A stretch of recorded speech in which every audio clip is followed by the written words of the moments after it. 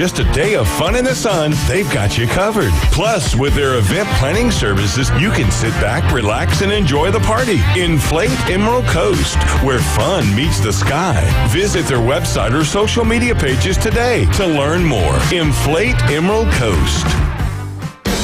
With over 65 years of combined experience, Instant Replay Sports Cards is happy to help you take your collection to the next level.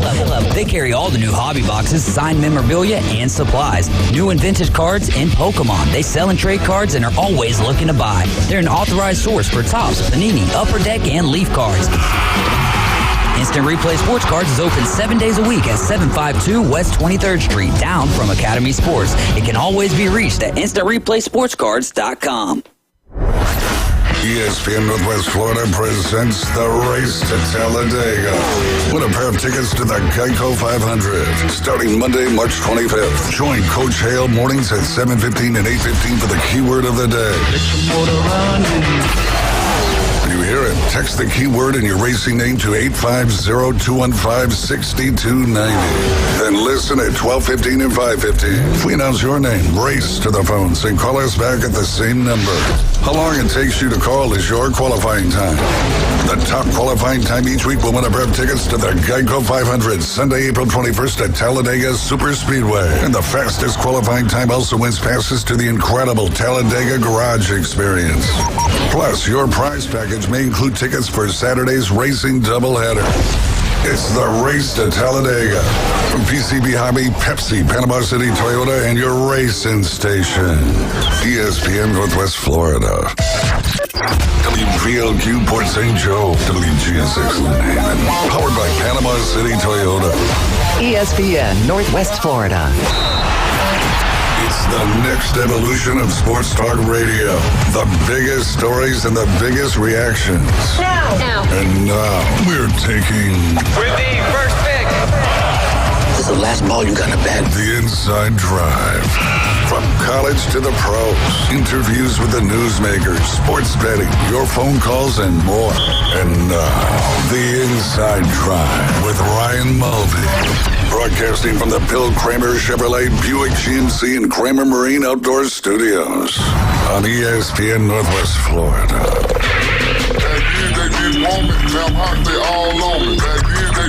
And good Wednesday morning. You're listening to The Inside Drive live here on ESPN Northwest Florida. He's back. I'm back.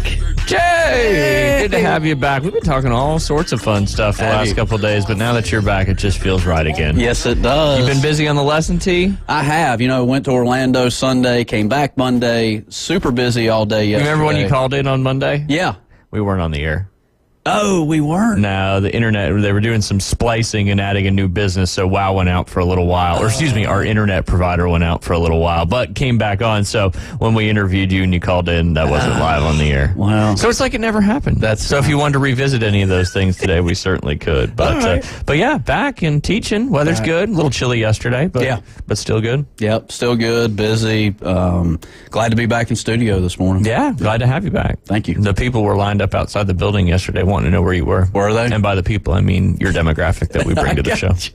So, I'm back. Where are you? They're glad. Oh, they'll be here in a little bit. Okay. They'll be here. They're nervous. They get shy, so when they don't hear you, they show up. Makes sense. Yeah, sense. Exactly. But you are listening to The Inside Drive. It is Wednesday. We got a good show lined up for you today. We're going to have Aaron Bearden joining us. Normally joins us on Fridays, but with the NCAA March Madness tournament getting underway officially starting tomorrow, that we'll have all that great coverage going on right here on ESPN Northwest Florida. So we'll have him join us today, and then of course it's Wednesday. So if you want to win some money in DFS or prop bets or whatever it may be in the golf world, you want to make sure you tune in at 12 p.m. as Keith Fleming will be joining us as he always does. You're listening live and local on 104.3 in Panama City Beach, 101.9 in Port St. Joe. You can watch us on Facebook, X, and YouTube. Just search ESPN Northwest Florida. You can also download that free mobile app inside the Google Play or Apple Store. Just search 104.3 ESPN Northwest Florida. Last but not least, go on TikTok if you got it. search the Inside Drive. Give us a follow, like, comment, share, all that good stuff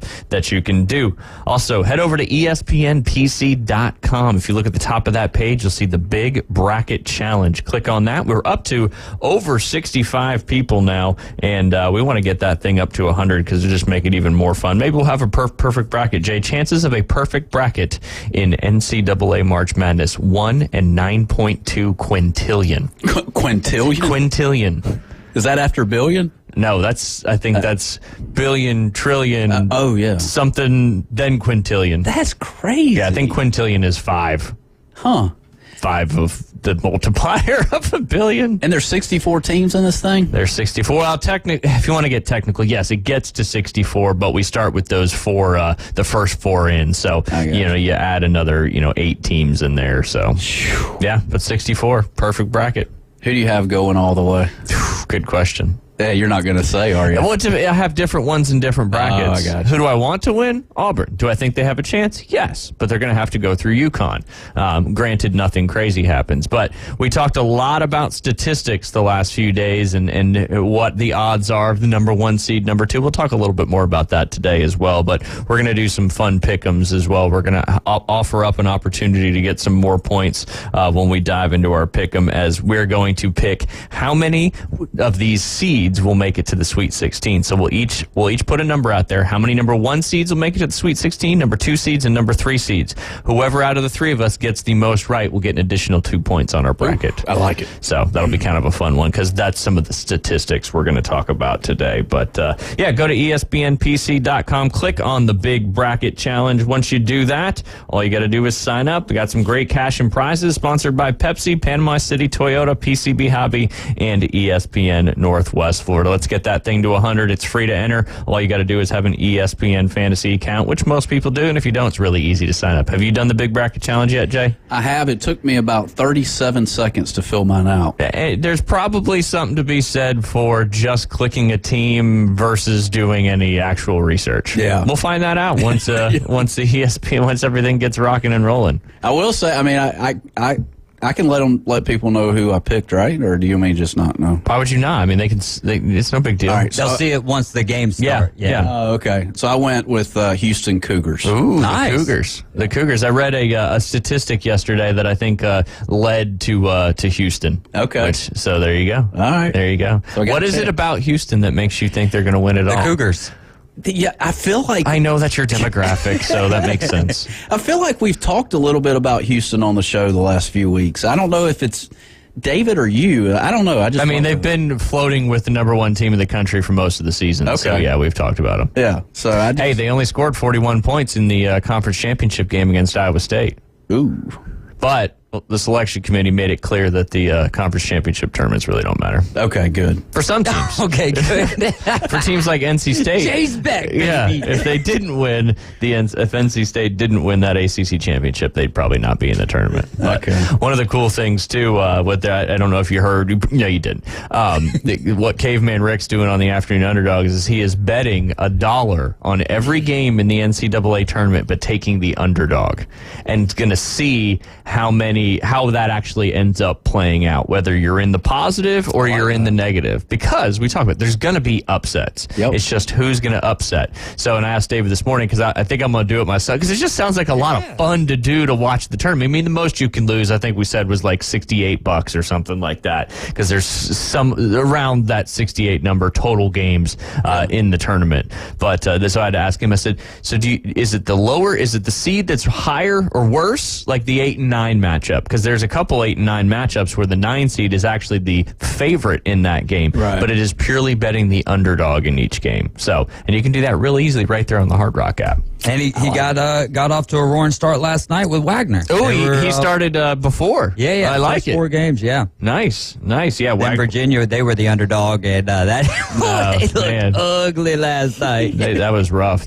And also, did you know Kansas's best player is not going to be playing in the tournament? Did not know that. So if you're working on your bracket still, that may be want something to happen. I had them going down yesterday to Stanford before that news came out. We'll see how it goes. Yeah, well, if you did before, now you would think it would be even more so. But yeah, I think this first round's going to have some surprising things happen for some of these teams. But that's what makes March Madness so fun. And that kicks off Thursday? It does. The other two first four in games are tonight on True TV. You've got it's a 5-10 matchup. You've got Montana State at Grambling. I think those are both first-time tournament teams. So one of those is going to be moving on as the number 16 seed to be taking on Purdue in the first round matchup. And then at 8:10 tip-off, 5:40 tonight on True TV. And then following that game is the Boise State-Colorado game. That's an 8:10 tip-off. And that number 10 seed, they will be playing. It's so hard to read these brackets quickly.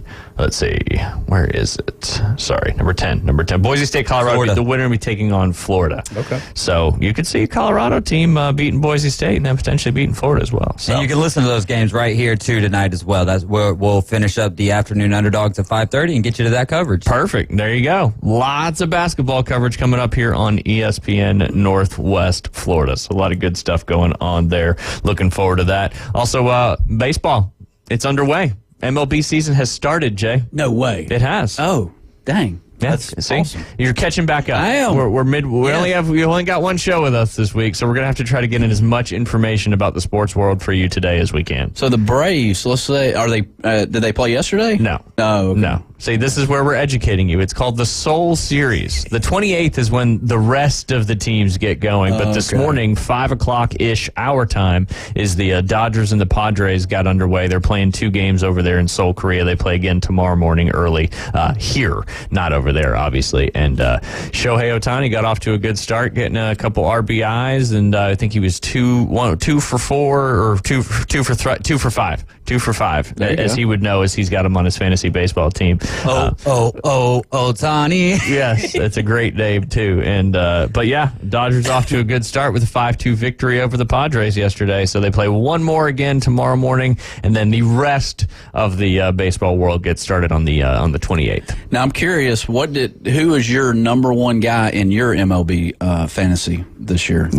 I've got several. You got several. No, I don't really know. The Ramirez guy from Cleveland, I believe, I think is one of my guys. But I also picked up the Yamamoto pitcher from the Dodgers, even though he hasn't pitched in the big leagues yet. But I think he's going to have a good year. So especially with Ohtani not pitching. Yeah, Hideo Nomo of the 21st century. We shall see. Yeah. Hopefully better. That's a good comp, man. I used to love watching Hideo Nomo pitch, man. Oh, man. Oh, yeah. He would rock and turn fire. I mean, he would turn his whole back to you when he pitched back in the day. Yeah, it was great. I remember that. Yeah. I think Yamamoto's a little bit different there, but should be good. Didn't get your. You want to do a tip of the week? You just want to put that on the back burner for next week? I mean, it's very simple this week. You got a quick, simple one? Quick, simple. All right, we'll do it. It's Jay's Golf Tip of the Week. All right, let's see here. The faders and the drawers of the golf ball. If you're fading the ball, Okay. all right, what you want to do is you want to aim further right if you're a right-handed golfer, Okay. and you want to just get the club underneath a little bit more. You want to feel more underhanded. Yep. If you are a hooker of the ball, you want to be able to turn a little further left and get that club going out in front of you a little bit more. I like it. I mean, that's it's that simple. But and that's a very interesting thing because it's very counterintuitive to what people normally do, especially when they're getting into the game of golf and they hit a big slice or they hit a big hook. Yeah. They adjust for that particular shot. So if I'm hitting a big slice, what do people have a tendency to do without golf instruction?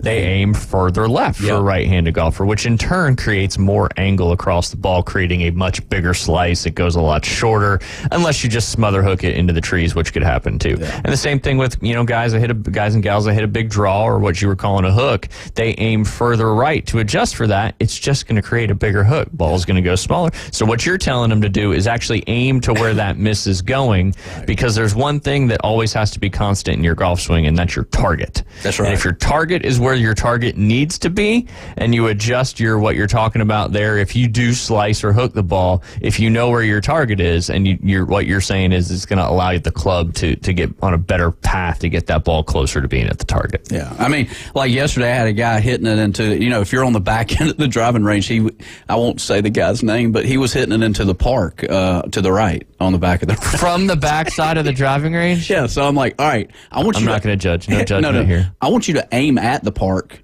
Literally, and I want you to like turn it over. And he started hitting draws and hooks. And I'm like, there you go. See?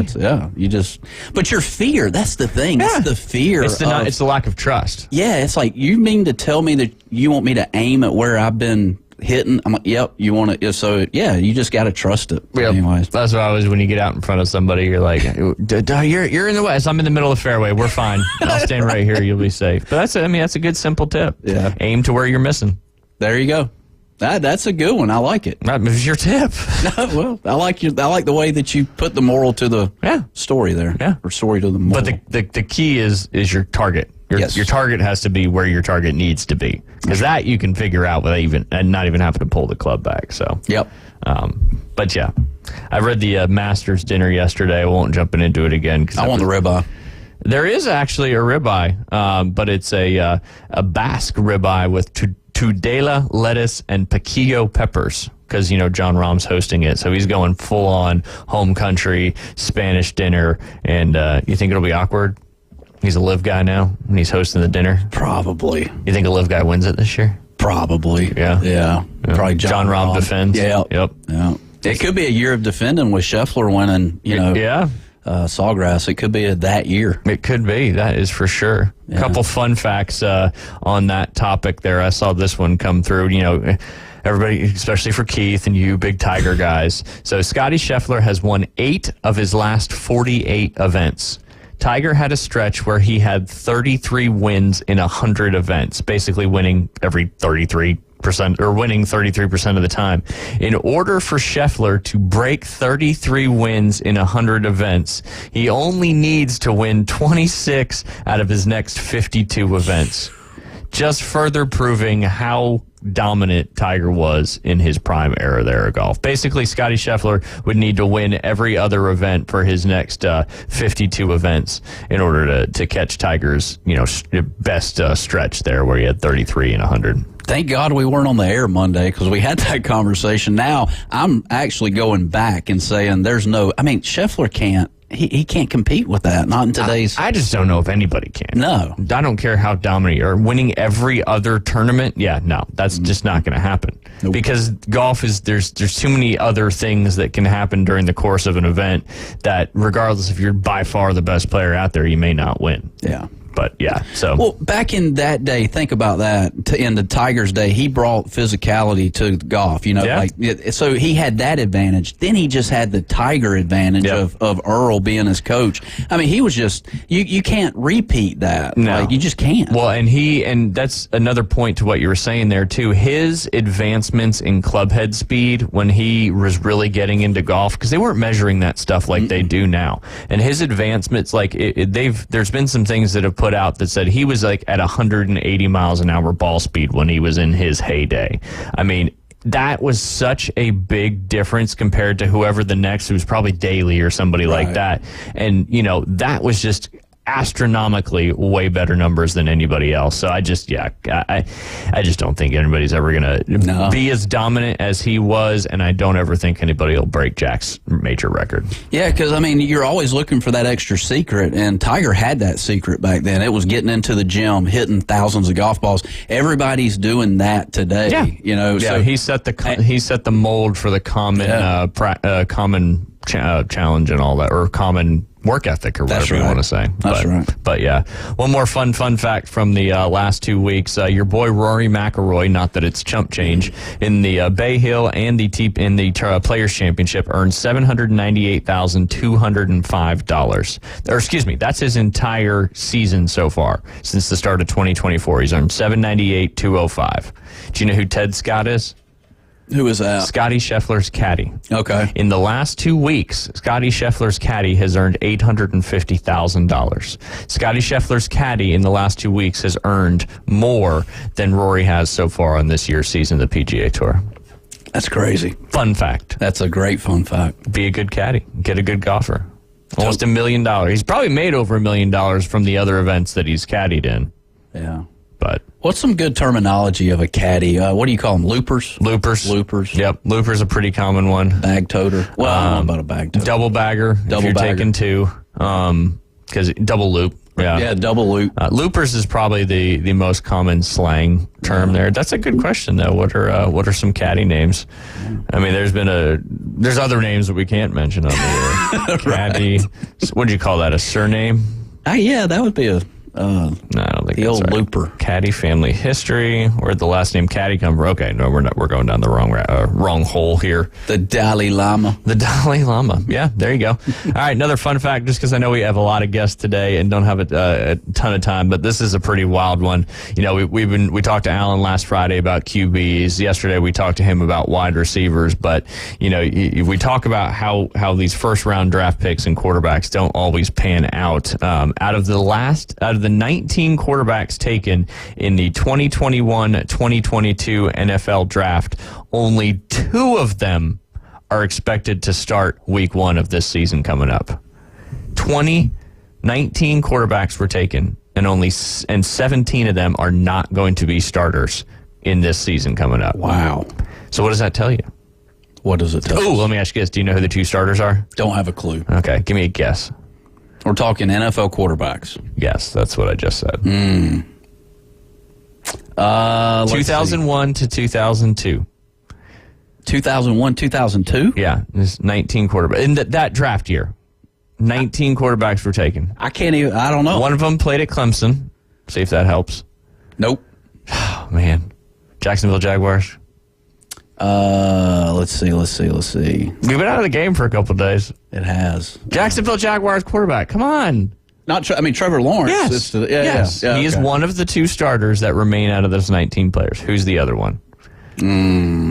This is the easier of the 2. Brock Purdy. There you go. Yeah, thank you. I mean, if I can't make it more obvious, I don't know what to do. That is for sure. But yeah, pretty wild. And you got a big draft coming up. A lot of quarterbacks looking to go in this one. And how many of them 3 years from now aren't going to be starters in the league anymore? And that just goes to show you it's a gamble, especially taking some of these quarterbacks. But, you know, with Justin Fields, we talked about it on Monday going to the Steelers, and that pretty much seals the deal with Caleb Williams going to the Bears. So you're starting to see kind of the puzzle pieces and some of that stuff getting underway. Rent your house. That's my. I just rent it. Don't buy it. Well, unless you can make some money on it. Well, that's property true, value goes up, and wherever you're living, then you should probably buy it. And these guys can pay cash for the most part. Well, that's true. Yeah, that certainly makes it a little easier. You don't have to use any of that bank stuff. When we get back, we'll be joined by Aaron Bearden from Instant Replay Sports Cards in lieu of his Friday segment, as we'll be broadcasting all those first round games here on ESPN Northwest Florida. We'll be right back.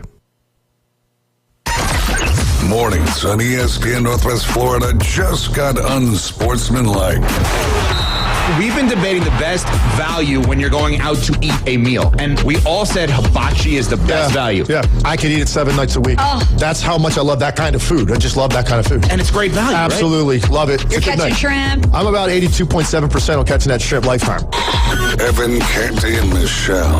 Woo! Weekdays 5 to 7 on ESPN Northwest Florida. Good morning. This is Joanna on ESPN Northwest Florida with Wednesday's weather forecast. Sunny this afternoon and evening with a high near 67 and a wind 8 to 12 miles per hour. Clear skies tonight, very little wind and a temperature of 55. A little warmer tomorrow, around 73 with some sun. Hot with a high around 70 and mostly cloudy in the early morning, followed by very heavy rain Friday. This forecast is sponsored by Mid-South Lumber, the best little lumber yard in Panama City. Thank you for keeping that dial on ESPN Northwest Florida. Rely on it. Do you use the expensive blue or yellow pills to charge your sex life? Are you thinking about it? What if we can promise you the same results for less than $3 a pill? If you're paying $20 a pill for the other pills, you're getting taken to the cleaners. Our pills deliver the exact same results for less than $3. You'll save more than $16 a pill for the same results. And right now, radio callers will get 44 blue or yellow pills for $120 with free discreet shipping. you can save more than $700 off pharmacy prices. Charge your sex life now and save a ton of money. Call now and get your 44 pills and save over $700 and qualify for free shipping. Stop overpaying and call right now. Paid for by Steel Man Pills. 800-261-7365. 800-261-7365. 800-261-7365. That's 800-261-7365. Coming in hot. So hot. It'll be a hot one. Really hot. Goddamn. The Inside Drive with Ryan Mulvey. Live from the Bill Kramer Chevrolet Buick GMC and Kramer Marine Outdoor Studios on ESPN Northwest Florida. Chicken. And welcome back. You're listening to The Inside Drive live here on ESPN Northwest Florida. Like I said in the last segment, normally we do this on Friday, but with all these NCAA first-round games getting underway this Thursday and Friday, a ton of them will be broadcast right here on ESPN Northwest Florida. We wanted to check in with our main man over there at Instant Replay Sports Cards, and that's Aaron Bearden. Aaron, how are you doing today? Well, fantastic, man. How you guys in this middle of the week? Yeah, a little different day, but Wednesday, not much different than your normal Fridays on Friday night. But you've also got, it's coming up this Saturday, and that's the big RIP night coming up, right? Yes, RIP night this Saturday, 5 to 8 p.m. So once-a-month events, a lot of fun. You don't even have to be a real dedicated collector to come in and have fun with that, enjoy it. Way to bring some kind of excitement and just, sort of throwback enjoyment to the hobby on the cheap. There you go. What? And that's from 5 to 8 p.m. coming up this Saturday? Yes. Yeah, 5 to 8. We'll do a lot of giveaways. We do some games. We do like some pack wars where basically we get a cheap product and sometimes stuff we sell, below regular cost. And everybody buys a pack. We call out something we're looking for, like who's got the, highest card number, who's got the shortest player, etc. in their pack. And everybody opens their pack up, checks their cards. Whoever's got that wins a prize. Everybody keeps their cards. So that's what pack wars are, because I think Jay was about to ask you exactly what that specifically was. That's how we do it. There's a million different formats you can do. A lot of them involve sort of, one person winning and taking everybody's cards. We're not doing that. Everybody's keeping their cards. Yeah. We're giving away an extra bonus on top of that. Gotcha. So the traditional pack wars is more like, hey, you get together with a bunch of your friends and you know what could happen, whereas you guys are adding to what you could get with those pack wars. Yeah, I think it kind of started like in the 80s with card shows. Dealers would do it maybe, when they were bored, it was a little slow, or maybe after hours. I remember dealers doing it when I was a kid. After hours at the show, they'd get together and open packs. And, somebody, whoever had the highest dollar card or the whatever would take all the cards. Uh-huh. Aaron, so, I was good. Go ahead. Keep going. No, I was just going to say, we just decided to change that up. Hey, everybody gets to keep their cards. This way, it's a lot more fun for the kids, man. I know, the kids, they hate to you pay your money and then you watch some grown-up take your card. That would be pretty tough. That'd be pretty tough. And what's nice about this is a lot of our guys who are bigger spenders, our dedicated box breakers and all, they'll come do this just because it's a fun evening, and it kind of, a lot of them say it kind of reminds them of when they were kids getting into it, when it wasn't about the money and all that. And then at the end of the night, like all their base cards, they'll just give them away to the kids that are here. Well, and that's and you see that a lot in the card collecting industry, kind of the, for lack of a better term, the seasoned veterans, when they seem to get some of these newer, younger kids especially. There's a lot of that, and I even see it with Keith Fleming, our next guest later on today, who's a big DFS guy. He's done that for my son. He's given him some cards, because it's kind of like you're almost passing the torch, and you want to see the younger generations continue the hobby that some of these guys have been doing for 30, 40, 50 years and kind of keep it going. Yeah, absolutely. We have quite a few of our guys, like our regulars on Saturdays, that will come in and do the breaks, and, they'll keep their expensive stuff that, they paid into the breaks to get, but a lot of times, man, they'll leave with a couple hundred cards here. They're like, here, just take these and give them out to the kids. Dude, it just brings back great memories of me as a child. I mean, like, I know we've talked about it before, but listening to Harry Carey in the background, commentate a Cubs game on a Wednesday afternoon in the summer. I was hanging out with my cousin, just trading baseball cards, and you try to make that big deal with my cousin, and then we'd go out and throw baseball for a bit. And I'm like, have you been thinking about that Ryan Sandberg card? Like, what you think, man? I mean, like, Andre Dawson's a little bit, like it's $2 more in Beckett. What do you think? It was, man, those are great childhood memories. Well, and go ahead, Aaron, sorry. No, I had a customer in the other day that was talking about, he still remembered 40 years ago as a kid, he and his best friend trading. He gave his best friend the Darryl Strawberry rookie card, and his buddy gave him his Don Mattingly rookie card. And he's like, that was a huge, that was a monumental thing as a kid. Like, man, I got the Don Mattingly rookie card that I wanted. Yes. It's a big thing. I don't know. I've mentioned before on here that primarily I'm a musician. I watched a documentary a while back on HBO about Jason Isbell, the singer-songwriter, Grammy Award winner and all that. And he talked about when he was a kid, his parents got divorced. And he said, I knew something was up. He said, when Mom took me to the mall, to the card shop, and bought me a Don Mattingly rookie card I'd been wanting. He said, that was her way of like, son, I got some bad news. I'm going to break to you. First, I'm going to get you a baseball card that you want. So that stuff sticks with people. We still have people talk about the cards they remember they had as a kid that, another kid stole or something like that. It sticks with them. But, dude, if I would have known you back in the 80s and 90s, because your parents had a card shop and a movie shop, like a movie store. Dude, I mean, I would have never left your place back in the day, ever. There you go. That would have been phenomenal. There you go. Yeah. Well, I'm curious to know, so obviously it's tournament time. It's the biggest time for college basketball. Do you see, I don't think we've ever really talked about college basketball cards before, and just wanted to learn a little bit. Is that something that's fairly popular? Does it uptick this time of year with everything going on? And, it's got to be a little trickier than football because a lot of these guys that move on to the NBA only will play 1 year in college. Mm-hmm. Yeah, I know they keep changing rules back and forth on the one and done or, that sort of thing. To answer the first question, is it a big thing in cards? Not particularly. And I say that because there were college basketball cards back in the early 90s when card collecting was at its absolute peak and, everything you can imagine got a trading card. So around the time that, say, Shaq was big, it was the LSU, I think, there were college basketball cards around that time, around 1992, 93, something like that. Now, I remember, people were looking for, like, Christian Laettner and Grant Hill, and some of those guys. And then for a long time, really nobody made much of a fuss over college basketball cards.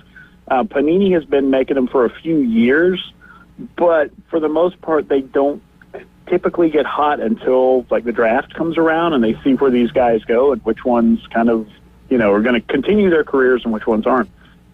This year, what I've noticed, and I'm sure this is, a big story with college basketball anyway, what's hot in college basketball is Caitlin Clark. Yeah. Yep. So Topps got some college licenses, Fanatics did, I guess, and they made Bowman Chrome college basketball, which Bowman Chrome has traditionally been the big rookie baseball card that you go after. Now they're doing it for college basketball, but they're mixing men's and women's together in the same box. So you've got a chance at, like I say, Caitlin Clark or, Bronny James or, some of the other big names in there as well. So it's kind of fun to, we've had some people buy those over the last week or two, looking for her, looking for some of the others. So I think they found a way to make the product work. Almost like two sports in one product. That's pretty cool. That's pretty cool.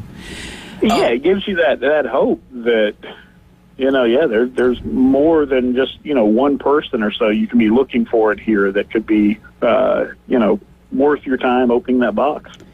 Aaron, I was watching on Netflix last night. I don't know if you had a chance to watch The Hill yet, but it's about a guy named Ricky Hill that played in the Montreal Expos organization, and it's based on true events.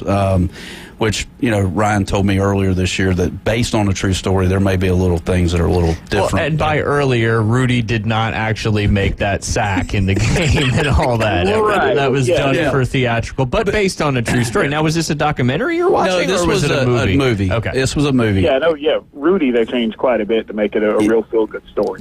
We hurt Jay's feelings. That was either last year or earlier this year, but we're all moved on from that now. But Ricky Hill, he had braces on his leg as a kid, and just a true inspiration story. Basically his dad just didn't believe in him as a baseball player, but his coaches kept believing in him, and he got a chance to basically make it to the major league. I guess I wanted to ask you this question. There's a lot of people trying to get in touch with this Ricky Hill because he's made such an inspiration story. Does his baseball card increase with all the amount of exposure that he's getting through Netflix? Because I am looking at a Ricky Hill baseball card. Is that something that would be more in value now? Usually, no. It may go up, but it's not going to be a huge increase. If he was somebody that hadn't already really produced at the major league level, not to discredit what it sounds like, is a pretty amazing accomplishment already, but card collectors, that's what they're looking at more than just a good sentimental story. Yeah. They want the guy that may hit 50 home runs this year, regardless of his path to the majors. Yeah. And there have been a few others like that. The film with Dennis Quaid a few years back, where he was based on a true story. He was a high school baseball coach that I think his kids sort of pressured him into, hey, you ought to try out, and he ended up making it to the majors and played briefly. Yeah. That gentleman's cards are not, not high dollar. I got you. Now. Well, and I know Ricky didn't make it. Good question. Yeah.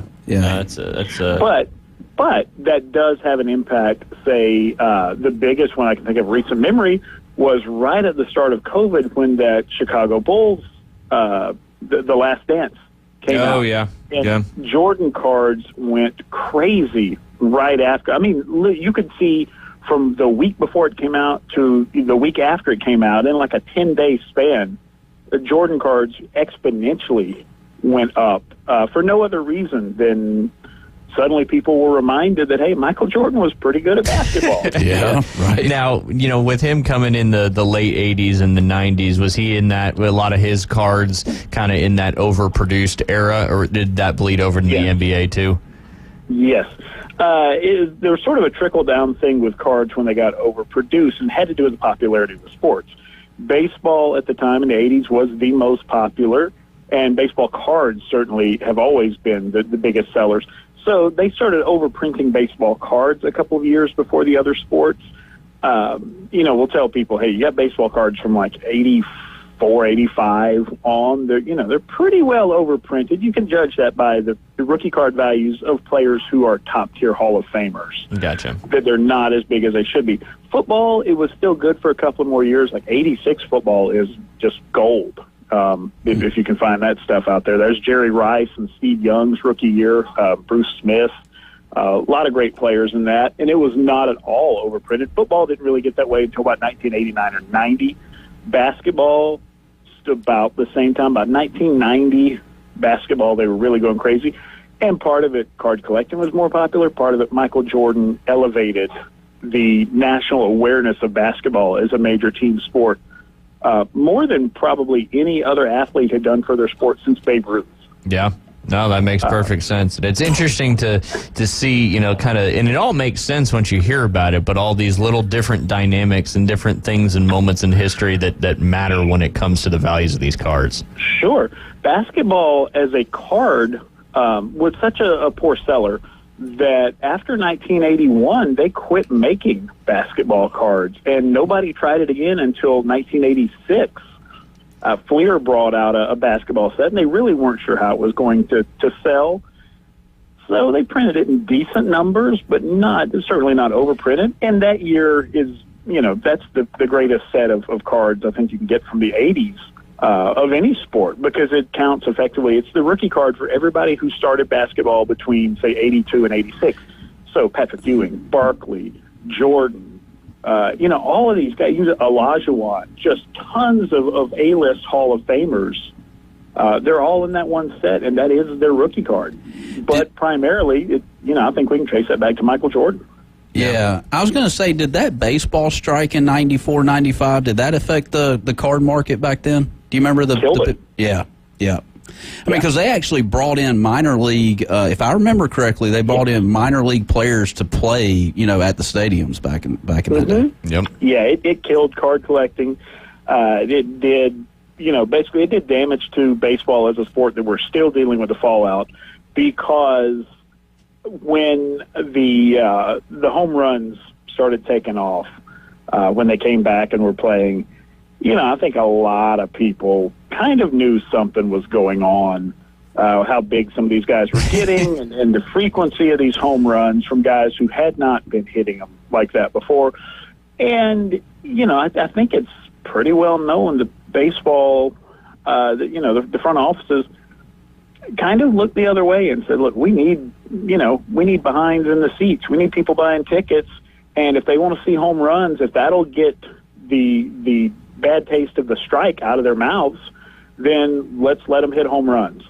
And they knew the damage that was going to cause. They knew it was going to get found out. Mm-hmm. But to save the sport, I guess they kind of figured it had to happen.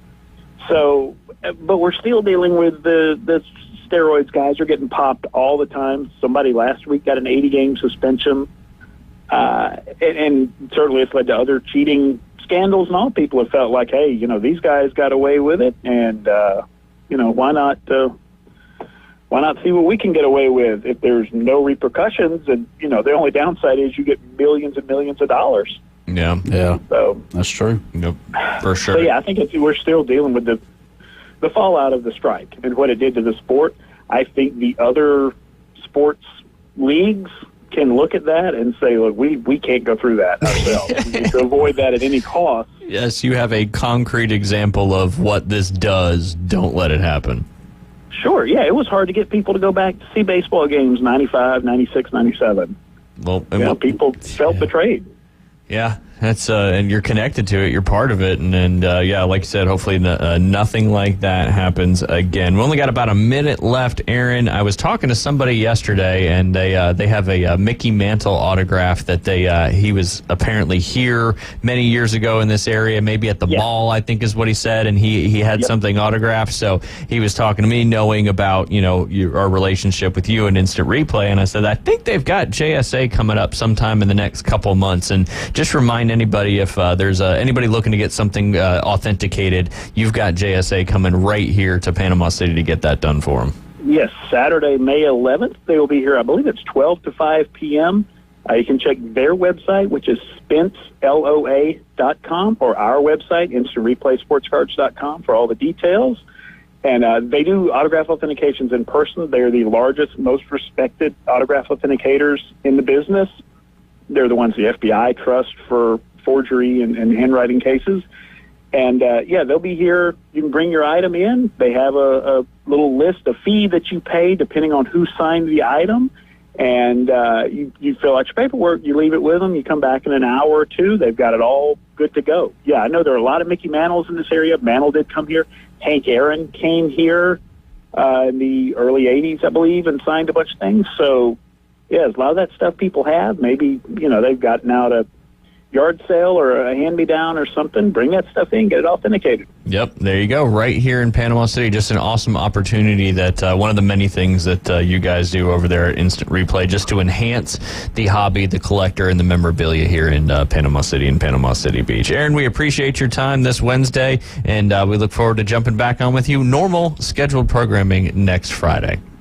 All right. Hey, you guys take care. Everybody out there, be good. Be safe. Absolutely. That's Aaron Bearden from Instant Replay Sports Cards. Don't forget, this Friday night, he's got Kids Club coming up, and then their normal Saturday breaks at 12 noon on Saturday. When we get back, it's time to dive into the NCAA tournament with Jay Henley himself. You're listening to The Inside Drive. We'll be right back.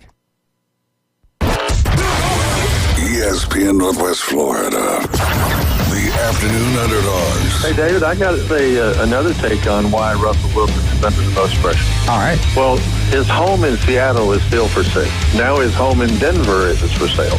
I'm sure he's going to be buying another home in Pittsburgh. And how long before his wife starts saying, hey, it's time for you to cook again? 4 to 6 weekdays. 104.3 ESPN Northwest Florida. Ready to save big on the #1 selling car brand in the world? It's Ready, Set, Go time at Panama City Toyota, where you'll get 2.99% APR plus 90 days until you make your first payment on a new Camry. Get 2.99% on the sporty Corolla, ready for 2.99% on a new RAV4, and get 2.99% on the Taft Tundra.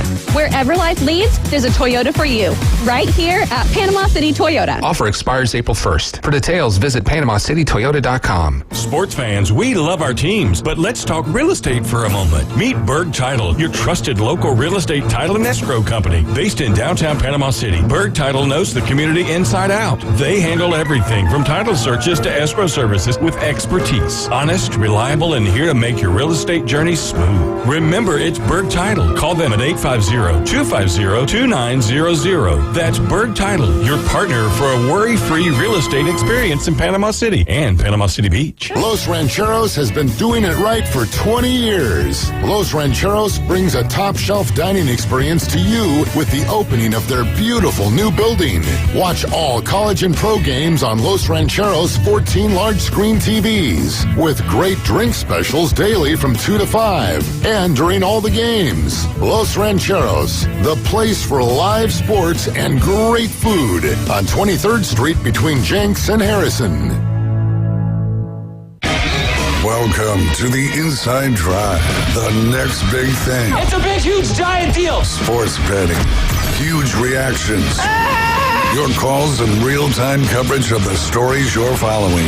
Broadcasting from the Bill Kramer Chevrolet Buick GMC and Kramer Marine Outdoor Studios on ESPN Northwest Florida.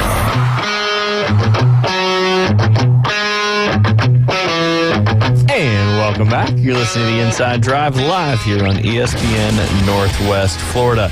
Sounds like you've been jumping into Netflix a little more and see how it's paying off with your ability to ask questions to our guests on the radio? It is. And growing up right in front of our own eyes. You know that Hill guy's a golf instructor out in Texas. Of course he is. Yeah, I thought that was the weirdest thing. I was like, man, that's crazy. That sounds perfectly normal and makes sense. Yeah, for this particular show that we talk about. What a great movie, though. Is it? I haven't seen it. It's, again, it goes back to I more live in the documentary world, and I enjoy a movie, but I just like the whole Rudy thing. Yeah, it would have been so much cooler if that's what really happened. I know you've crushed my dreams, Ryan. Is that your dreams? Yeah, what? David was going to say something too. I think it was funny. No, he wasn't. Just kidding. Just kidding. It's good to have you back. It feels right. I feel comfortable. Yes. I'm sitting here by myself. No offense to David. He's behind the glass. He's got to run the board. Right. It is weird. I know what you're talking about. It feels weird when you're here by yourself. So you said watch Juiced on Juiced Netflix? is a good one. Absolutely. That's about Balco, right? Yeah, and what Aaron was just talking about with all the steroid stuff and all that. And I did watch. I want to talk about the tournament. I was going to go off on a tangent and some other Netflix ones, like the Boeing one that I just watched, but that's neither here nor there. Oh, that's a good one. It is a good one. And, yeah. I'm in the same boat as you. Like, I'd much rather watch documentaries. Yeah. If I put a movie on, I'm going to be asleep in 10 minutes. The documentary, it connects me to it because it's really happened. Yeah. And like the movie, based on a true story, yes, it really happened, but it's just something about, I have this weird, and I think Ryan or Liam does the same thing, where I'll put myself in that documentary and have the emotions and the feelings of the person, whatever that's going through. Yeah. And it's weird. It's interesting. Do you get the feel good in the documentary? I get the feel good. I get both. Yeah. I get both. I got you. I'll bawl after a team wins a national championship or a trophy or whatever, and if Homeward Bound, the dog kick, it's the same thing. I got it's two different. It's the same outcome of emotion, but two different emotional reactions. Right. Something like that. I like it. Something like that. What do you got? Who's going to win the national championship? Just off the rip, the Cougars. I mean, that's who my thumbs picked the other night. There's 4 Cougars. Yeah, this tournament. That is true. Yeah, it's true. Let's go with Houston. BYU. Who are the other ones? You got me intrigued now. Yeah. Oh, and I wonder if they're in each region of the bracket. Houston, BYU, Charleston, and Washington State. And you got the Washington some State. That's right. Bulldogs as well: Gonzaga, Samford, Yale, Drake, and Mississippi State. Dang, probably got to be more than one Tiger, right? Well, if Missouri didn't make it and LSU didn't make it, then there may only be one. I'm sure there's another Tiger somewhere. Our Oregon State Beavers didn't make it in. No. Yeah. But Oregon did. They won the Pac-12 championship. Nice. And they were not favored to win that. All right, Jay. So I'm going to go a little fun facts for you in here, and we'll get to as many pick'ems as we can. But the how many upsets should you pick in your NCAA tournament bracket? I'll go over this one real quick again one more time, and then we'll dive into it more. But basically, the upsets per tournament. This is for the entire tournament. The seeds 15 and 16. There's 0.3 upsets per tournament. 14 seed 0.6 upset per tournament. 13 seed 0.8 upsets per tournament. Now you get into the 12 seed and lower, and it starts getting a little bit more over one. This is from 1985 to present, 38 years of tournament data in history. The 12 seed, 1.4 upsets per tournament, 11 seed, 1.5 upsets per tournament, and then the 10 seed goes to 1.6, where the number 9 seed jumps all the way up to 2.1. Now, granted, 9 seed's always playing the 8 seed in that first round matchup, so that's almost a 50-50 toss up there. So the 2.1 makes sense because there's 4 of those total games, and or 4 of those total seeds, and half of them seem to upset each year. So the upset rate of the first 4 rounds of the NCAA tournament, the first round, the average number of upsets is 4.7.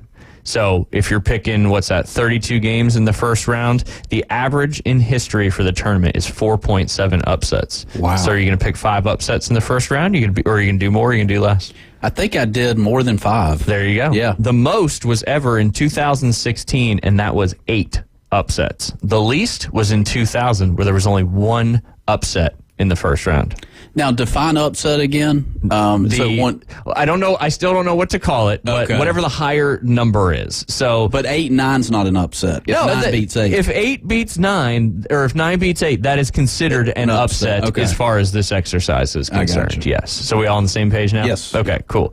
So second round, the average number of upsets is 3.1 upsets. The most was in 90, 96, and 2018, where you had 6. The least has happened 4 times where there was no upsets in the second round. So there you go. Average 4.7 in the first round, 3.1 in the second round.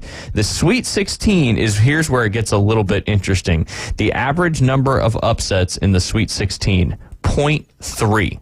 So that means almost 0 upsets on average in the Sweet 16. The 0 upsets has happened 28 times out of the 38 years we're reporting this off of. And the most is 1, and it's happened 10 times. So in the Sweet 16, out of the 38 years that we're reporting on, 10 times there's been 1 upset in the Sweet 16 out of 38 years, and there's been 0 in those 28 times. That's crazy. The reason we're going through this exercise is because I just want people to second guess their brackets and all that good stuff. There you go. I got a sweet upset in the Sweet 16. Who you got? I got San Diego State over UConn. Ooh, that would be a good one. That would be a good one because I'd rather play San Diego State would have to beat Auburn in the second round. So no, I don't like that one.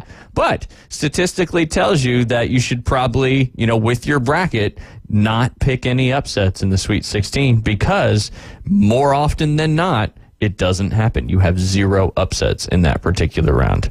And a lot of times, too, because if you have upsets in those previous rounds, it makes it, quote-unquote, easier for some of these teams, so to speak. All right, Elite 8, Jay. Mm-hmm. You know what that means? Elite 8. Elite 8, yep. How many teams are left? 8. Nice. Yep. Yeah, just making sure you didn't think it was a trick question. Yeah, right. All right, so the average number of upsets also in the Elite 8 is 0.3, the same exact number.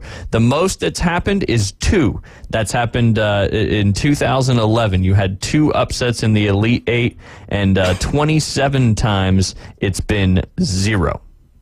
So what does that tell you? That means pick the further along you go in this tournament, the less likely upsets are to happen. I like it.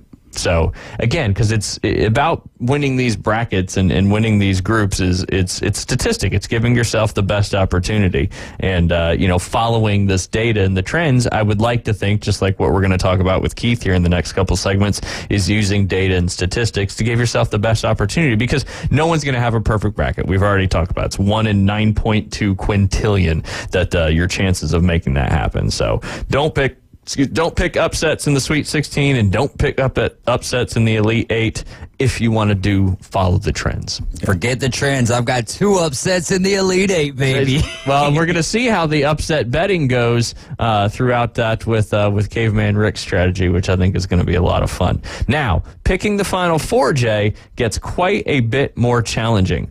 Also, just picking all number 1 seeds to make the Final Four is now statistically less likely than a number 16 seed toppling a number 1 seed. It is more chance to have happen that a 16 seed beats a 1 seed than all 4 number 1 seeds making it to the Final Four. All 4 number 1 seeds in the 38-year history of what we're working off of here have made it to the Final Four only once, and that was in 2008. Wow. So, that's crazy. Again, more food for fun fact where you're doing your bracket there. Yeah. But, it's, again, that was in 2008. It happened one time. You had 3 teams happen in 96, 97. That was the second most. And then you've had 2 teams happen a bunch of times. But, it doesn't happen very often. Once out of 38 years, all number 1 seeds made it there. All right. Now, again, if you don't have your Final Four correct and you're just still trying to pick that national champion, again, we're working from the 85 to 2003. The number 1 seed has won the a number 1 seed has won the national championship 24 times. A number 2 seed has won it 5 times. A number 3 seed has won it 4 times. A number 4 seed has won it twice. One of those being last year, where UConn won that as a 4 seed. A number 5 seed has never won in the last 38 years. A number 6 seed, 7 seed, and 8 seed have all won once. So there is a chance. There is. But statistics show overwhelmingly that a number 1 seed is going to win, 24 into 38, let's call it 60% of the time. Yeah. Do you think your 16 seeds, they're not in the spotlight until, when do you think the spotlight's put on the tournament? Sweet 16? I would say that's fair. And I think that's when things kind of get real for these teams that, haven't been in the spotlight all year. Your Dukes, your UNCs, your Auburns, all those guys, they're in the spotlight every game, it seems. And I think that's when reality hits for some of these. And that's why you see the upsets happening more often, or the norm, what you expect the outcomes of the game to happen. Spotlight gets a little big. Yep. Yeah. No doubt. That's a good point. What team has won the most NCAA national championships in basketball? Gosh. I mean, Come on, you got this. They had a hell of a run. They won Duke. 5 or 6 in a row or something like that. I forget what it was. The John Wooden days. Kansas? No. North Carolina. Did I say a little further west? Yeah. A little further. Kansas. UCLA. Like a lot further west. UCLA has 13 games, and they've won 11 national championships, but they have not won a national championship since 1995. It's been a long time since they've got back into the swing of things. But who's on the number 2 list? This is more like what you were saying. They've got 8. They've played in 12 total national championship games and won 8 of them. Their last win was in 2012. Is it Duke? No. Kansas? Yes. No. Oh. Kansas is a lot further down than you think. Really? UNC? Yeah. They're close. They're 3rd. We'll get to them next. Okay. Man, I'm running out of basketball teams. You're not. Oh, Kentucky. Yes. Oh, Blue blood. yeah, Kentucky's played in 12 games, and they've won 8 of those. Their last win, again, was in 2012. Number 3 on the list of all-time NCAA tournament championships is North Carolina with 6. They've played in 12 national championship games, won half of them. Their last win was in 2017. Who's number 4, Jay? You've said it a couple times. Kansas. No. Duke. The Duke Blue Devils. Their last win was in 2015. They've won 5 national championships, appeared in 11 games. Now, this team, their last win was in 1987, coming tied for 5th on the list, have appeared in 6 national championship games, but only won 5. What school is that? Max Delighted. You won't know that. David will. Max is from Chicago. Northwestern? No. that was a great guess. It wasn't bad. They're in Chicago, but I don't think of Northwestern. They were throwing chairs around this time. Yep. Throwing chairs. Legendary coach. He's since passed away. There's a good documentary on Netflix about him. Mm-hmm. Bobby Knight. Oh, Bobby Knight, Indiana. There you go. Yeah. Indiana is 5 national championships. They're tied with this favorite to win the NCAA tournament this year. Indiana. We just Connect 4. We just talked about Indiana. That's Connect the team. 4. Yeah. Who is Indiana tied with for the most national championships? Ooh. They are favored to win the NCAA tournament this year. Are they not Texas? Definitely not Texas. Definitely not Texas. What's a nice way? Oh, they have this size in jeans, right? Or at least they used to. Like, didn't they have like Slim, Levi, Husky? Not a brand, like a size. Like the cut. The cut. Oh, the cut. Slim. That's far though, but because he said it. Yeah. Oh, Husky cut. Oh, Huskies. Washington.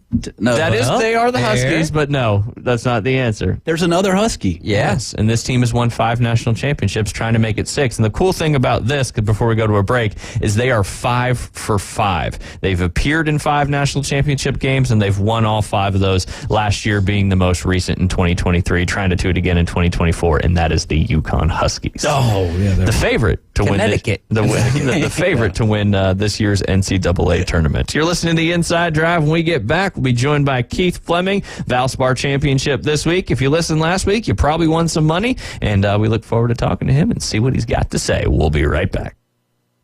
ESPN Northwest Florida presents Wrestling Against Cancer, number 9. Saturday, April 27th at Bayhaven Charter Academy. In the main event, it's a tag team showdown with Exodus versus Mike Steele and Mr. 850. Plus exciting women's wrestling. Tickets still just $12. Ages 6 to 17, only $8. 5 and under, free.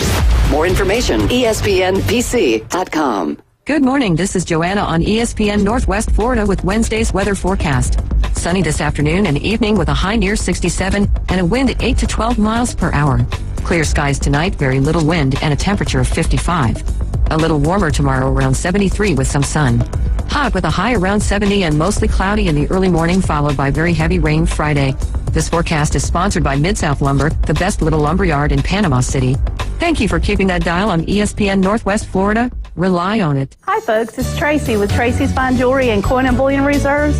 Did you know that we do more than just sell some of the finest jewelry in town?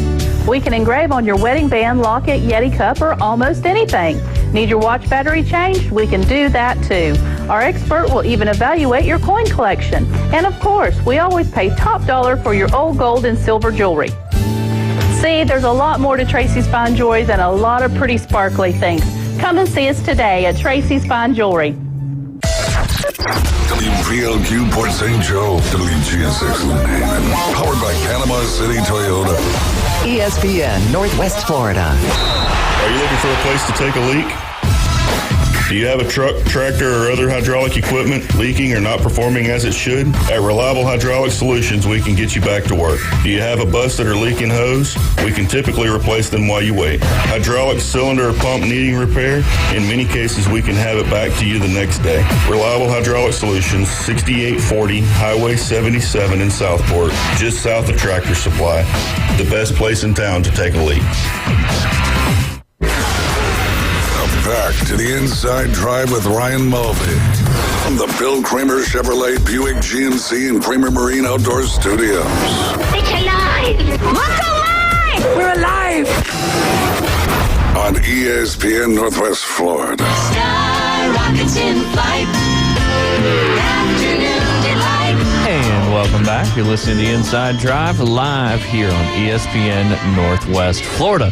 As always, live and local on 104.3 in Panama City Beach, 101.9 in Port St. Joe along the Forgotten Coast. You can also watch us on Facebook, X, and YouTube. Just search ESPN Northwest Florida. Go follow our Inside Drive page there on TikTok, as occasionally we will share Mr. Keith Fleming's TikToks on all the various DFS action he has going on. Keith, how are you doing today? I'm doing well. I am not a TikTok expert, so please do not laugh at me if some of them seem very like elementary school level videos. Hey, I'm in that same boat as you, so we can live in the elementary school world of TikTok together. I'm trying, though. I really am. I'm trying to learn. Just want to clear something up that Keith was texting me earlier in one of the segments. Beth had shared a funny thing from Facebook Marketplace that was an actual coffin listed in the state of Alabama, and it said that the coffin, they needed to sell it because it was tired of sitting in the living room.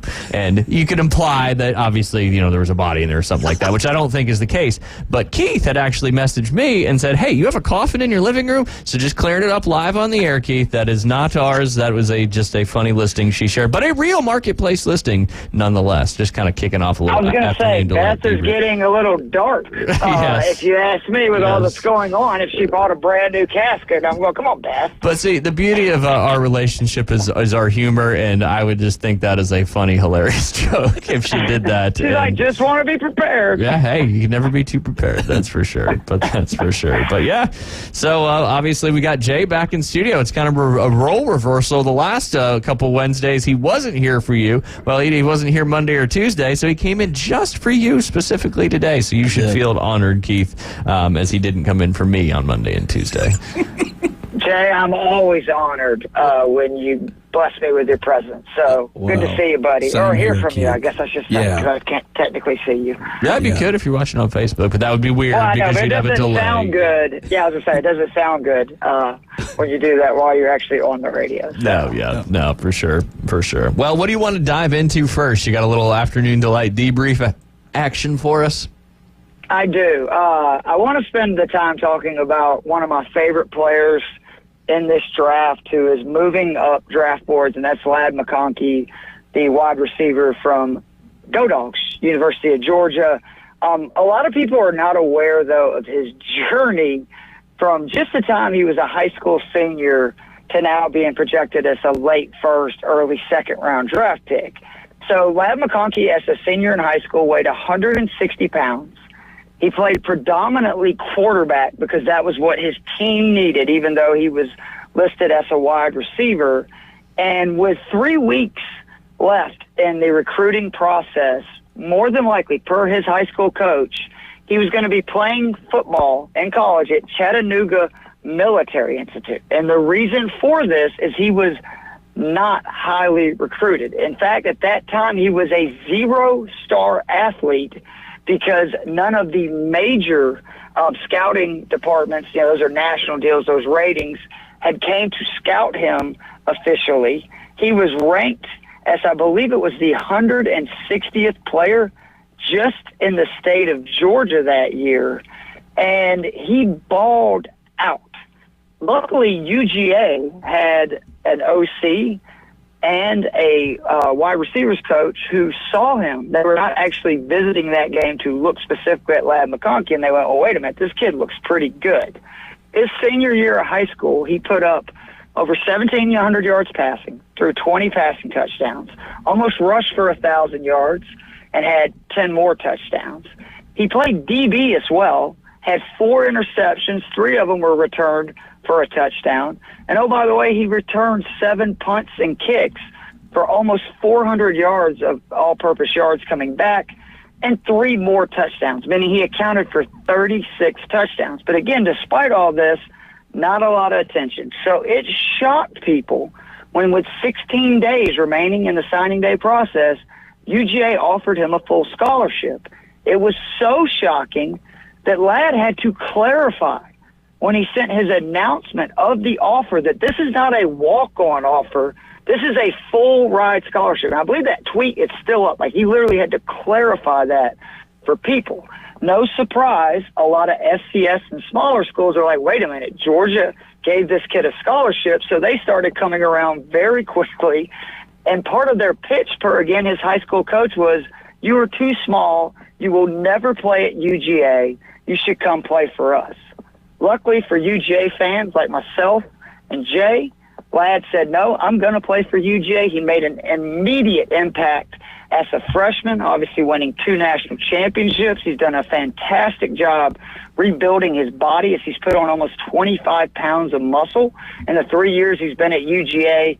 and I think he's going to be really good at the next level. But it's just an incredible story of a guy who went from relatively unknown to where he is now, luckily thanks to a very good scouting job by the UGA offensive staff. What's the moral of that story, Jay Henley? Lad is comes from the British origin. Oh, good. And it's called he's called a young man. Yes, a lad. A lad. Now, what is a young lady? Laddie. A lassie. A lassie. Yeah. I think Laddie would be better. Would just be younger. Better. It'd just be younger. It's like the Precept golf never balls. Mind. I want to go ahead and say that I do not want to prove that it's better than if it means younger. I mean, it's pretty much all the family of the old Precept golf balls. You had the lady, the laddie, the lassie. You had all those. The Precept. Hey, you remember them? I totally remember them. That's great. I don't think they're around anymore. I think they got eaten up. Yes, they are. Oh, they are? Or at least they were. We were selling them at 2021 at our courses. You could buy basically 2 dozens for $20. Yeah, I think either Bridgestone or Shrixon scooped them up and kind of worked. It would them have in. been Bridgestone. Yeah, it is. It was Bridgestone because Bridgestone we sold the laddies and then they rebranded it as the Bridgestone laddie. So yes, Bridgestone. Oh, is did they really? Yep, okay, so we were, I guess, buying old ones, or either that's been relatively. That's been within the last couple of years. That's been within the last couple of years. Yeah. So So the old laddie. Yep. So all that lead. But I always love when you get people that come in there and they can't play golf just because they're like, I'm horrible, and they're like, let me get a dozen Pro Vs. I'm like, hey man, let me do you a favor. Take this 2 dozen of Lottie golf balls for $20. You're going to lose them just the same as you are those Pro Vs, but for a lot cheaper price. Yep. No, I mean that's we have, as you know, at Bay Point just a ton of water out there, so golf balls get lost at preference. And we have the people that want to buy those, but that's where you have that. We used to sell the 15 pack of noodles too. I think it was $20 for 15 balls. Yep. You can't beat it. And on the good side of things, not giving business stuff away, but you make a lot more margins than on those golf balls than you do on a box of Pro V1s. You're pretty much making maybe 20%. Depending on what you can sell them for at your club, because the manufacturer's charging you so much to bring them in. So, interesting stuff there. But what's the moral of the story there with Ladd McConkey, Jay? That you can be. Small packages come dynamite. Small packages come dynamite. Dynamite comes in small packages. It's glad to have you back. There you go. Yeah. Glad to have you back. Yeah. There you go. My moral of that story is bet on yourself and never give up. And never get that. That's more what I was leaning to, Keith. But I like dynamite in small packages as well. That makes perfect sense. Yeah. But yes, no, never give up. If you have enough work ethic and drive, you'll get seen and you'll get found. And don't give up on your goals. That's right. It's good stuff. Yeah, it's good stuff. All right, you want to jump into the golf world of things? Maybe start with haven't really had a chance to talk with Jay about what transpired last week, but you want to recap a little bit about the players? Man, what a great Sunday. We talked about this last week, Ryan, right? We said that the PGA Tour desperately needed a really good big tournament. They got it. We talked about how they need that villain/hero, and the person best suited to do that is Scotty Scheffler, and the way you get in that position is by winning regularly and starting to dominate. And it was like we spoke it into existence. Sunday was incredible golf. And I don't want to say just Sunday, because my buddy Ricky brought up a great point that Scheffler was 9 under with, I believe it was 4 or 5 to play on Saturday, seemingly had shot himself out of the tournament. He played those last 4 or 5 holes 3 under, which was huge because it got him in to within 5 shots the lead going into Sunday, and then got off to a slow start with pars on 1, 2, and 3. And I had actually asked I have a buddy who texts me every week. He has a boost from, I believe it's FanDuel, and he just makes me give him 1 play each week, which how much pressure is on that. And this week I used Scotty Scheffler because I was like, look, man, I'm 0 for 3 despite, having Knapp as the winner. That was just not the one name I gave him that week. I was like, let's take Scheffler. He won this event last year. All the metrics are, pointing his way. He putted well last week. And honestly, through 3 holes Sunday, I'm like, man, I'm going to get that text from Dave saying, well, we lost again. And then he holed out from the fairway on 4 and was 8 under for his remaining holes to come back and win in dramatic fashion. Just a great tournament. I believe there was 4 different guys that came to the final tee with a chance to win. Scheffler made par, and obviously Harman, who was it? It was Harman, Clark, and then our boy Xander, all ended up needing birdie but made par on the 18th. And this victory, let me ask you guys if this reminds you of that. I know this is going to make us feel really old, but in 2000 at Pebble Beach, for the Pebble Beach Pro-Am, there was a man named Eldrick Tiger Woods who was 7 down to start his round, and on the back 9, he holed his shot on 14, birdieing, I believe, 4 of the last 5 holes after that. Ended up playing basically the last 5 holes at 5 under, came back to win. That was his 6th consecutive win on tour. That started basically the huge year that would come because he won 7 more events that year, 3 of them being majors. That led into the Tiger Slam. This was Scheffler's 2nd win in a row. And I kind of get the feeling this is going to be Scheffler's year, and it would not surprise me if he wins 3-4 more times before the end of this season, and 1 or 2 of those are majors. Yeah, absolutely. I mean, certainly a dominant performance, no doubt. And we spoke about it yesterday, last week when we talked, and definitely was good. I think it was one of the higher rated show or sports programming on Sunday. Still not one of their higher ones. They're still trending down the wrong direction. But I did want to read you this, Keith. I don't know if you were listening to the show earlier, and this plays right into your Tiger ego. Scotty Scheffler has won 8 of his last 48 events. The stretch you're talking about with Tiger Woods, he won 33 of 100 events. In order for Scheffler to break the 33 wins in 100 event ratio, he only would need to win 26 out of his next 52 events. Basically, should be easy, right? Yeah, like really every other event, no big deal. Common stuff. We got to stop comparing people to Tiger, though. And that was why I said it reminded me of it. But you notice the scale that I gave was much smaller. Tiger ended up winning 3 more majors that year, 7 tournaments overall. He probably only played in like 12 more tournaments, right? Yeah. But for Scheffler, if he can win 3-4 more events, like it's been, what was it? DJ, I think, was the last guy to win 6 events in a season on tour. So, I mean, it's so much harder to win these days. I've said this, that's why majors are harder. And for Scheffler, if he can just get to where, and he's been doing that with being there, right? Like he's always in the top 10, it feels like. He's always in the top 5. And if he can just up his winning percentage a little bit more, and especially in a small period, I think he can become that, again, guy that you either root for or root against. But either way, you have to watch, which the PGA Tour desperately needs right now. Yeah, absolutely. So in not continuing the comparison to Tiger, but let me ask you guys both this. You said Scheffler's always around. He's hanging around. He's always close to that leaderboard, to the top of that leaderboard when it matters. Do you think there's starting to be a little bit of maybe, I mean, he's obviously not the same character as Tiger. He's not that intimidating guy. But do you think some of these guys are maybe starting to think now, look, if Scotty Scheffler's close here on Sundays, we've got to play our best golf or he's going to win again. Do you think that is actually a real thing happening on tour right now or no? What do you think? Go ahead. Oh, you can't get the Tiger effect. I mean, that's the thing. We were glued to the TV back 20 years ago watching him with 8, 9-stroke leads, and we were still Some glued. of us were. Well, I was glued to the TV. Yeah, and he kept our attention. I was outside playing sports. He kept our attention. And the thing is, I just don't think Scotty Scheffler, I mean, if Scheffler gets an 8 or 9-stroke lead, and maybe this is me, I don't know. But you have totally dodged the question that I asked. Yeah, I'll answer the question. Go ahead. Jay Wall. Go ahead. Yes, there is some of that, and I think we saw it on Sunday to a certain extent.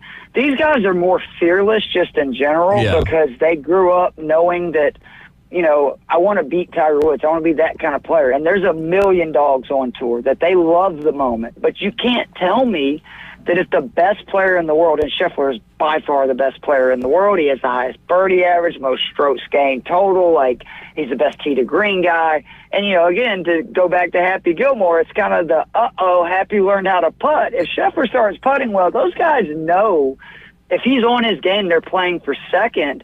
And, I mean, he did. He got a ton of roars. If you look at affected the guys, like I believe it was when he made the putt on 16. It was either 15 or 16. It was a considerable length birdie putt. Oh, 16. He had a great chip. Yep. Those guys heard that. Like, that's what they said. There was a big roar. And it does. It puts pressure on people because the hardest thing to do in golf, even at that level, is to not really allow the things around you to affect your game, right? But it's human nature. It's going to happen.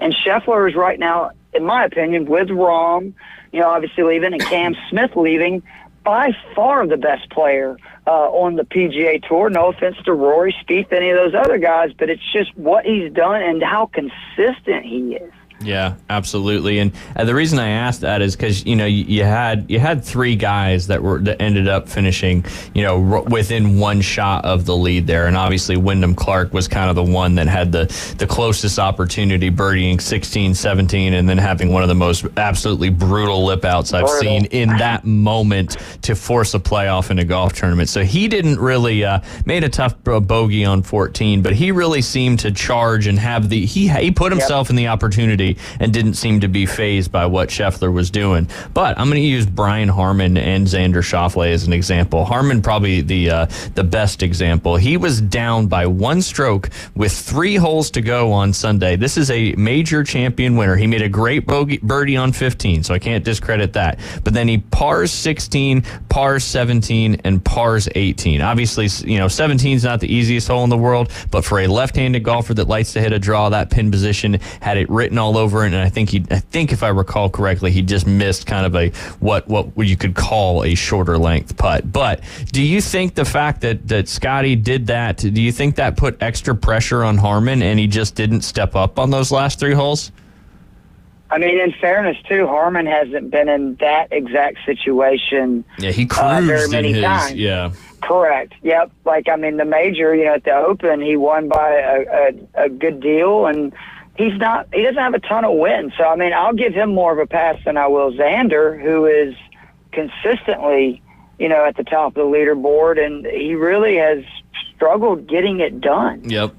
Some of the fans calling Xander a little bit of a choke artist out there. But, he did make a nice birdie on 16. But, basically played himself out of the tournament with those back-to-back bogeys, on 14 and 15. And then just wasn't able to get himself positioned. So I just say all that to kind of culminate what we were talking about there with Scotty. And then now that he's been so dominant, what kind of effect does that have on the other players he's playing against? And we'll see how that bleeds over into in the Masters coming up here in a couple weeks. Hey, Keith, we got about 2 minutes to the break, so if you want to jump into maybe just previewing really quick the Valspar Championship, which is coming up starting tomorrow.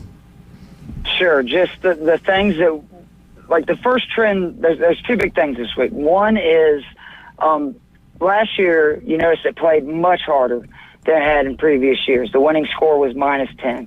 That was by design. In 2018 and 2021 and 2022, these guys just absolutely boat raced this golf course. Looking at you, Sam Burns. And they didn't like it. So last year they increased the rough length from 3 inches to nearly 4, which anybody that plays golf knows that is significant. And maybe even more significant was, those are fast greens.